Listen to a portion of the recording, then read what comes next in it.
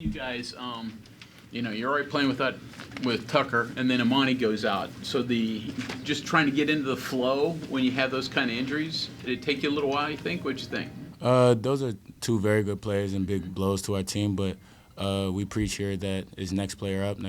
Everyone has to be ready for their opportunity to help us win that certain game. So Eduardo and everyone else on the team stepped up for us to get this win. Eduardo, so similar for you. Obviously, your role changes instead of just being switched in and out. Now you got to be more of a main cog. Does that change how you play when Amani's not able to go?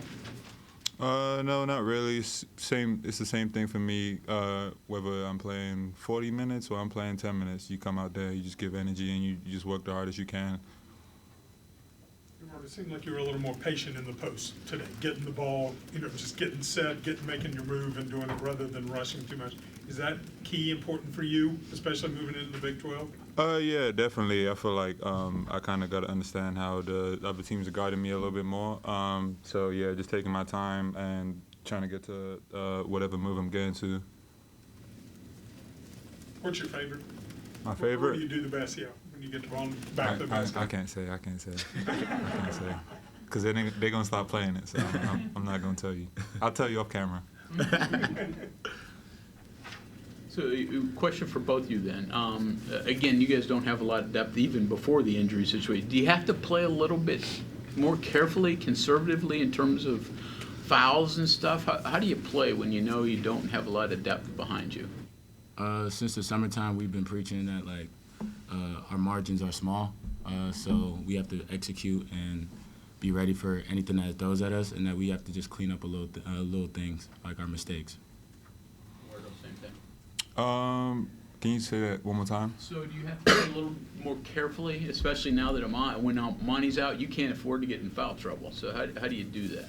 Yeah, you just gotta try and stay as disciplined as you can and try and avoid those fouls. And yeah, just play discipline, and you can't really think about it too much, but just play your game and just try and stay as disciplined as you can.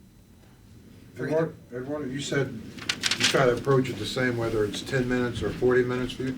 Could you go for 40 minutes? Would you want that kind of challenge? Or? If they need me to, I'd do it, whatever it is. For either of you, they started to come back a little bit. Was there a message during the timeout that really got you guys going, you started going on that run, or was it just playing your style? Nah, definitely. I feel like we had to turn up a little bit on defense, try and speed them up a little bit, and try and force some of those turnovers that we ended up getting. And, yeah, that was an emphasis that we have to turn up on defense. Yeah, I think that we just went back to our brand of basketball that helps us win the games that we have won. So we just turned it up defensively on that end, which helped offensively for us.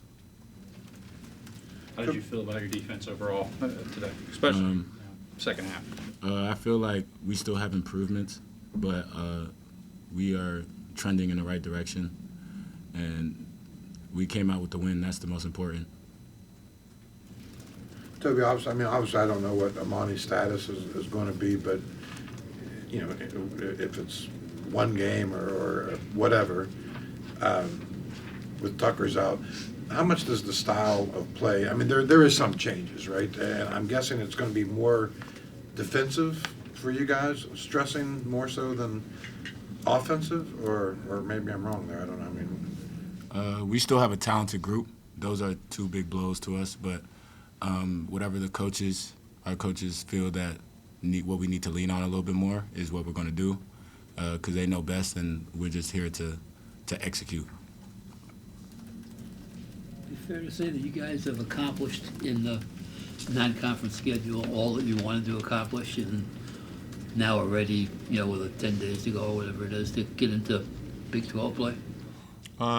There's definitely games that you look back at and you're like, man, we should have won that game. You look back at that Louisville game, you think we're supposed to win that. But overall, I think we've shown what kind of team we are, how we play, the effort we play with, and going forward, I feel like teams are going to have to come see us.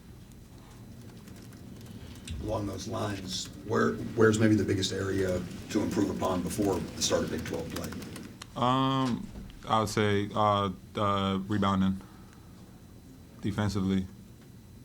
I just feel like our area of best is just being consistent with how we play, defensively and offensively, not getting away from what our principles are, what helped us win those games. Just understanding that our margins are small, so we have to keep being the team that showed you guys that we can win. Anybody else? One more. Good time for an extended break. This will be the longest break you've had in quite a while. Bodies need it, mentally need it. Toby, start with you. Yeah, I'm not.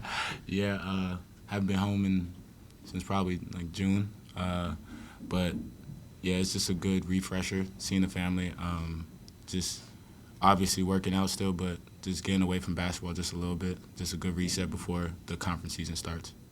And I assume you're not going home, or are you? Or what's your plan for the next 6 days?